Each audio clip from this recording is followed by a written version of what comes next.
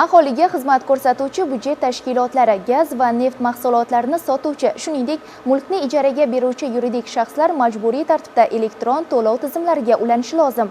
Ular mijozlarga aynan shu tizimlar orqali to'lov amalga oshirish imkonini yaratib berishi shart. Aks holda bu terminal orqali to'lovni rad etish bilan barobar hisoblanadi va qonunchilikda belgilangan tartibda javobgarlikka sabab bo'ladi.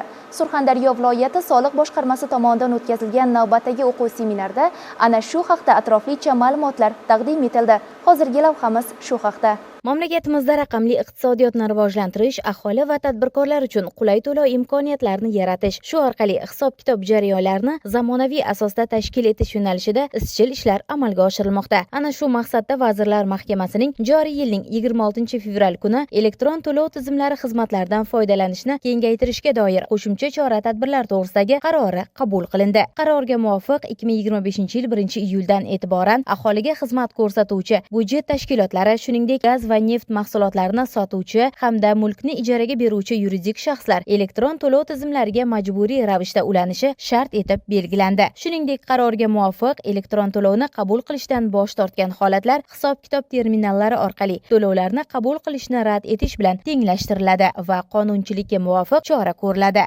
Mazkur normativ huquqiy hujjat mazmun mohiyatini tadbirkorlarga yetkazish maqsadida Surxondaryo viloyati soliq boshqarmasida o'quv seminar tashkil etildi. Tadbirda hududlarda faoliyat yuritayotgan avtomobilga yoqilg'i quyish shoxobchalari rahbarlari ham Zoom platformasi orqali masofadan ishtirok etdi. Seminarda viloyat soliq boshqarmasi boshlig'i o'rinbosari dastlab seminar qatnashchilariga qaror mazmun mohiyati xususida atroflicha tushuntirishlar berdi. Shuningdek, viloyatda faoliyat yuritib kelayotgan 433 ta avtomobilga yoqilg'i quyish shoxobchalarining barchasi elektron to'lov tizimlariga to'liq ulanishi, QR kod orqali to'lov qabul qilishi hamda hisob-kitoblarni raqamli shaklda yuritish lozimligi bildirildi. Seminarda elektron to'lov xizmatlarini ko'rsatayotgan kompaniyalar vakillari ham mazkur tizimning afzalliklari, xavfsizligi va ishonchliligi bo'yicha tushuntirishlar berishdi.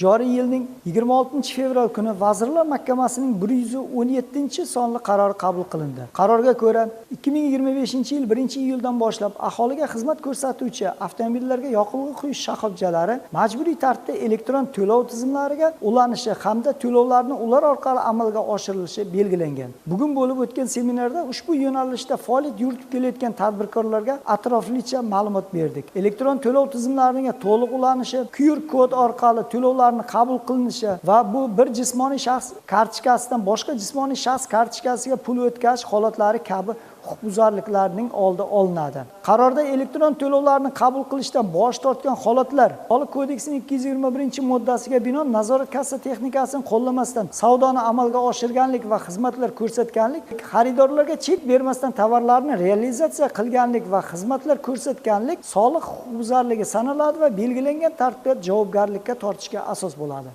Seminar yakunida tadbirkorlar o'zlarini qiziqtirgan barcha savollarga atroflicha javob oldilar. Muqaddas Panjiyev va Ilyos Rahmatov tafsilot informatsion dastur uchun.